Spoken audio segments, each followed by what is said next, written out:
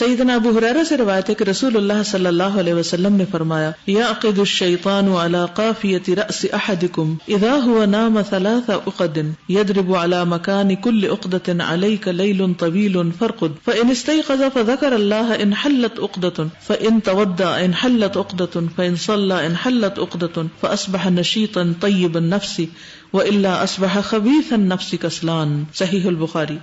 شیطان تم میں سے ہر ایک کی گدی پر جب وہ سو جاتا ہے تو 3 گریں لگا دیتا ہے، یعنی پیچھے سے باندھ دیتا ہے، اور ہر گرہ پر پھونک مارتا ہے کہ ابھی رات بڑی لمبی ہے، سوئے رہو. تو جب کوئی بیدار ہوتا ہے اور اللہ کا ذکر کرتا ہے تو ایک گرہ کھل جاتی ہے، اور جب وضو کرتا ہے تو اس کی دوسری گرہ کھل جاتی، اور جب وہ نماز پڑھتا ہے تو تیسری گرہ بھی کھل جاتی. پھر وہ صبح حشاش بشاش خوش مزاج اٹھتا ہے، ورنہ اس کی صبح نفس کی خباثت اور سستی کے ساتھ ہوتی ہے. یعنی اگر نماز نہیں پڑھتا تو ایسے آنکھیں بھی بھاری اور طبیعت بھی بوجھل، اور انسان ذہنی طور پر بھی اتنا نشیط نہیں ہوتا. سیدنا حذیفہ سے روایت ہے رسول اللہ صلی اللہ علیہ وسلم جب جاگتے تو فرماتے الحمدللہ الذی احیانا بعدما اماتنا والیہ النشور. صحیح بخاری. تمام تعریف اللہ کے لیے ہے جس نے ہمیں مرنے یعنی سونے کے بعد دوبارہ زندگی دی اور اسی کی طرف لوٹ کر جانا ہے. تو اس سے یہ پتہ چلتا ہے کہ نیند بھی موت کی بہن ہے. سیدنا ابو ہریرہ سے روایت ہے کہ رسول اللہ صلی اللہ علیہ وسلم نے فرمایا جب تم میں سے کوئی جاگے تو یہ کہے الحمدللہ الذی عافانی فی جسدی ورد علی روحی واذن لی بذکرہ. سنن الترمذی. سب تعریف اللہ کے لیے ہے جس نے میرے جسم کو عافیت دی اور مجھ پر میری روح لوٹائی اور مجھے اپنے ذکر کی توفیق دی. دونوں دعاؤں میں آغاز کس سے ہو رہا ہے؟ الحمدللہ. گویا صبح اٹھتے ہی سب سے پہلے اللہ کا شکر کہ جس نے زندگی دے دی، جس نے روح لوٹا دی، جس نے ایک دن اور دے دیا. ایک ایک دن قیمتی، اسے ضائع کرنے سے بچانا چاہیے. آل عمران کی آخری 10 آیات پڑھنا. بیدار ہونے کے بعد آنکھیں ملے اور سورۃ آل عمران کی آخری 10 آیات تلاوت کریں. سیدنا عبداللہ بن عباس سے روایت ہے انہوں نے نبی صلی اللہ علیہ وسلم کی زوجہ اور اپنی خالہ سیدہ میمونہ کے گھر میں رات گزاری. کہتے ہیں کہ میں تکیہ کے عرض کی طرف لیٹ گیا اور رسول اللہ صلی اللہ علیہ وسلم اور آپ کی اہلیہ نے تکیہ کی لمبائی کی طرف آرام فرمایا. رسول اللہ صلی اللہ علیہ وسلم سوتے رہے اور جب آدھی رات گزر گئی یا اس سے کچھ پہلے یا کچھ بعد تو آپ بیدار ہوئے اور اپنے ہاتھوں سے اپنی نیند دور کرنے کے لیے آنکھیں ملنے لگے.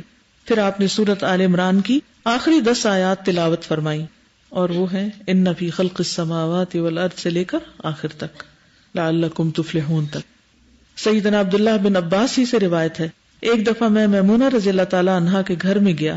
گزشتہ حدیث کے ذکر کرنے کے بعد کہتے ہیں کہ نبی صلی اللہ علیہ وسلم کی جو دعا تھی اس میں یہ الفاظ بھی تھے اللہم اجعل فی قلبی نورا وفی بصری نورا وفی سمعی نورا وعن یمینی نورا وعن یساری نورا وفوقی نورا وتحتی نورا وامامی نورا وخلفی نورا وجعل لی نورا. صحیح بخاری. اے اللہ ڈال دے میرے دل میں نور، میری آنکھوں میں نور، میرے کانوں میں نور، میرے دائیں نور، میرے بائیں نور، میرے اوپر نور، میرے نیچے نور، میرے آگے نور، میرے پیچھے نور، اور بنا دے میرے لیے نور.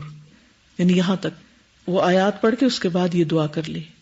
جب انسان اٹھتا ہے نا تو اس کو ہر طرف اندھیرا نظر آتا ہے، ہوتا ہے نا؟ کیا خیال ہے؟ تو کتنی حکمت ہے اس میں کہ آپ صلی اللہ علیہ وسلم نے اس وقت نور کی دعا مانگی اور ہمیں طریقہ سکھایا ایک طرح سے. مثلا جب آپ سورج کے نیچے کھڑے دھوپ میں تو اس وقت اگر آپ کہیں کہ اللہ مجھے نور عطا کر، تو نور کی اتنی قدر نہیں ہوگی جتنی اندھیرے میں. اور خصوصاً جب ہم اٹھتے ہیں اور لائٹ آف کر کے سوئے ہوتے ہیں تو اس وقت لائٹ بھی آن نہیں ہوتی اور آپ آنکھیں ملتے ہوئے ان فی خلق السماوات والارض پڑھ کے یہ دعا کر رہے ہیں تو کیفیت ہی اور ہوگی. یعنی آپ کی دعا میں زیادہ توجہ ہوگی، آپ طلب سے مانگیں گے، صرف ایک ریچول نہیں پورا کریں گے. ٹھیک. معوذتین پڑھنا. سیدنا عقبہ بن عامر سے روایت ہے کہ نبی کریم صلی اللہ علیہ وسلم نے ان سے فرمایا کیا میں تمہیں ایسی 2 صورتیں نہ سکھا دوں جو ان تمام صورتوں سے بہتر ہیں جنہیں لوگ پڑھتے ہیں؟ میں نے عرض کیا کیوں نہیں ہے اللہ کے رسول صلی اللہ علیہ وسلم. چنانچہ نبی کریم صلی اللہ علیہ وسلم نے مجھے سورۃ الفلق اور سورۃ الناس پڑھائیں. پھر نماز کھڑی ہوئی، نبی صلی اللہ علیہ وسلم آگے بڑھے اور نماز میں یہی دونوں صورتیں پڑھی. پھر میرے پاس سے گزرتے ہوئے فرمایا اے عقبہ تم کیا سمجھے، یہ دونوں صورتیں سوتے وقت بھی پڑھا کرو اور بیدار ہو کر بھی پڑھا کرو. ٹھیک ہے، یعنی آپ اٹھے ہیں، آخری آیات پڑھی آپ نے، دعا پڑھی نور کی، اور اس کے بعد قل اعوذ برب الفلق قل اعوذ برب الناس پڑھ لیں.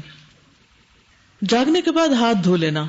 سیدنا ابو ہریرہ سے روایت ہے کہ رسول اللہ صلی اللہ علیہ وسلم نے فرمایا اذا استيقظ احدكم من نومه فليغسل يده قبل ان يدخلها في وضوئه فان احدكم لا يدري اين باتت يده. جب تم میں سے کوئی نیند سے بیدار ہو تو اپنے ہاتھ کو وضو کے پانی میں ڈالنے سے پہلے دھو لے، کیونکہ تم میں سے کوئی نہیں جانتا کہ رات کو اس کا ہاتھ کہاں رہا ہے. جہاں تو ٹیپ لگی ہوتی ہے وہاں تو عام طور پر ڈائریکٹ ہم ہاتھ ہی دھوتے ہیں پہلے، لیکن جہاں پر ایسا سسٹم نہیں ہوتا، گھڑے میں پانی ہے یا مٹکے میں ہے یا کسی لگن وغیرہ میں ہے، تو اس صورت میں آپ کیا کر سکتے ہیں کہ پہلے ہاتھ دھوئیں. اور ہاتھ دھونے کے لیے اگر تو کوئی کپ مگ ہے تو اور بات ہے، ورنہ اس کو الٹا لیں. ٹھیک ہے، یعنی کہ ہاتھ ڈال کے اور پھر اس کو اچھی طرح ہاتھ مل کے دھو کے، پھر اگر برتن کھلا ہے تو دھلے ہوئے ہاتھ سے اس کے اندر سے پانی لے کے کلی وغیرہ کر سکتے ہیں.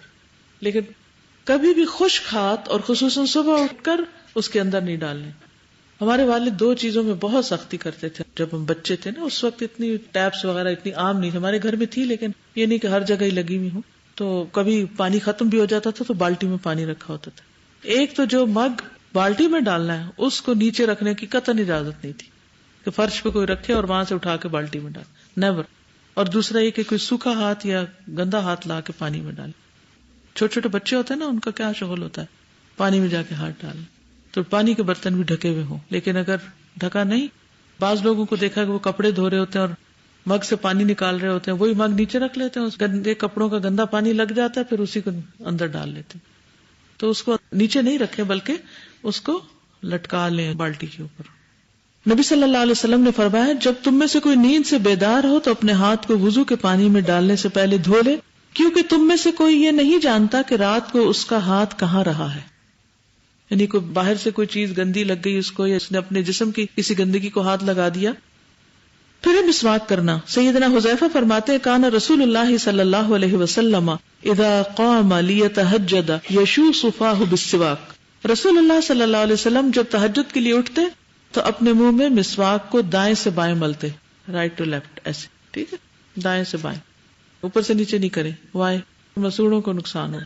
اگر دانتوں کے اندر دانت کھولیں اور دانتوں کے اندر صفائی کرنے کے لیے تو نیچے سے اوپر کی طرف لے جائیں، اوپر سے نیچے نہیں مارے. ٹھیک.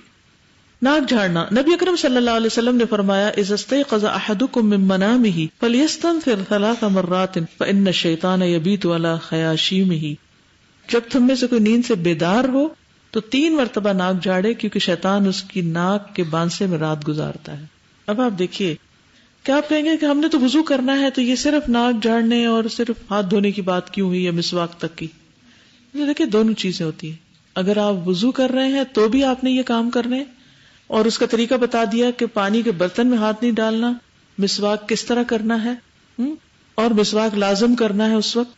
اور تیسری بات یہ کہ ناک جھاڑنا ہے. بعض لوگ ناک میں پانی تو ڈال دیتے ہیں لیکن اندر سے صفائی نہیں کرتے، تو یہ نہیں ہونا چاہیے. ٹھیک. اب یہ جو بات ہمیں حدیث نے بتائی، کیا دنیا کی کوئی ریسرچ ہمیں پتا کر کے بتا سکتی ہے کہ ناک کے ساتھ رات کو سوتے وقت کیا ہوتا ہے اور شیطان کس طرح بیٹھتا ہے، کیا کرتا ہے بیٹھ کے؟ ہمیں نہیں معلوم، لیکن ہمیں بتا دیا گیا اور ہم غیب پر ایمان رکھتے ہیں، اس لیے ہم اس چیز کو تسلیم کرتے ہیں. پھر ہے قیام اللیل، رات کو قیام کرنا، رات کی نماز. ارشاد باری تعالی ہے ان ناشئۃ اللیل ہی اشد وطئا واقوم قیلا ان لک فی النہار سبحا طویلا واذکر اسم ربک وتبتل الیہ تبتیلا. بلا شبہ رات کو اٹھنا نفس کو کچلنے میں زیادہ سخت اور دعا اور ذکر کے لیے مناسب تر ہے. یقیناً تمہیں دن میں بہت مشغولیت رہتی ہے، اور اپنے رب کے نام کا ذکر کیا کرو اور سب سے کٹ کر اس کی طرف متوجہ رہو. ہم سمجھتے ہیں کہ تہجد پڑھنا شاید فارغ لوگوں کا کام ہے، جن کے پاس کوئی اور کام نہیں وہ تہجد پڑھ لیا کریں. یہاں پر کیا فرمایا جا رہا ہے؟ ان لک فی النہار سبحا طویلا. دن میں آپ کے لیے لمبی مصروفیت ہے، بہت مصروفیت ہے. تو اگر دن میں اور کاموں کے لیے ہم وقت نکالتے ہیں تو رات کو اللہ سبحانہ وتعالیٰ کے لیے بھی کچھ وقت نکالنا چاہیے. اور پھر رات کا اٹھنا جو ہے وہ نفس کو کچلنے میں زیادہ سخت ہے. یعنی ہمارے نفس کا جو شر ہے ہم پر غالب آ جاتا ہے اور ہم اچھی والی باتیں جانتے بوجھتے ہوئے سیکھتے سکھاتے ہوئے غلط کام کرنے شروع کر دیتے ہیں، تو اس کی ایک خاص وجہ یہ ہوتی ہے کہ ہماری زندگی میں عبادات پر فوکس نہیں ہوتا. اب ہم کہتے ہیں وقت نہیں ہے. سوچیں کون سا وقت ایسا ہم نے گزارا کہ جس کی ضرورت نہیں تھی اس شغل میں پڑنے کی، اس سے بہتر تھا کہ ہم اللہ کی عبادت کر لیتے. کیونکہ یہ بھی یاد رکھیے کہ اللہ سبحانہ وتعالی کے دین کا کام اللہ کی مدد کے بغیر نہیں ہوتا، اللہ کی توفیق کے بغیر نہیں ہوتا، اللہ کی رضامندی کے بغیر نہیں ہوتا. تو اگر آپ اللہ تعالیٰ کو راضی کرنا چاہتے ہیں، اس سے مدد لینا چاہتے ہیں، اس سے توفیق چاہتے ہیں، تو پھر اس کی عبادت میں دل لگائیے اور یکسوئی سے عبادت کیجیے. نبی صلی اللہ علیہ وسلم کو رات کو اٹھنے کا حکم کب ملا تھا؟ مدینہ میں آ کر، جب 15 پارے اتر چکے تھے، پھر سورۃ بنی اسرائیل میں. ہاں، دوسری وحی، بالکل ابتدائی حکم. تو یہ مت سوچے ابھی تو میں نے کورس شروع کیا ہے اور اتنا ابھی نہیں میں نے پڑھا، ابھی ٹھہر کے تہجد شروع کروں گی یا ٹھہر کے میں نفل پڑھوں گی. ہم مسلمان تو پہلے سے ہی ہے نا، کورس شروع کرنے سے پہلے. تو اپنے آپ کو عذر نہ دیں، بہانے نہ کریں اپنے لیے کہ ہم ابھی نہیں کر سکتے. ہم میں سے ہر ایک اپنی اپنی عبادت کا خود جائزہ لے کہ وہ کہاں کمی کر رہا ہے، نمازوں کا حال کیا ہے، ذکر اذکار کی پابندی کتنی ہے، اور پھر اگر تہجد پڑھتے ہوئے تو اس میں کیا پڑھ رہے ہیں. کیونکہ اس کے بغیر نفس کی اصلاح نہیں ہوگی، اور اگر نفس کی اصلاح نہ ہوئی، اخلاق اور تربیت نہ ہوئی، تو پھر کیا ہوگا؟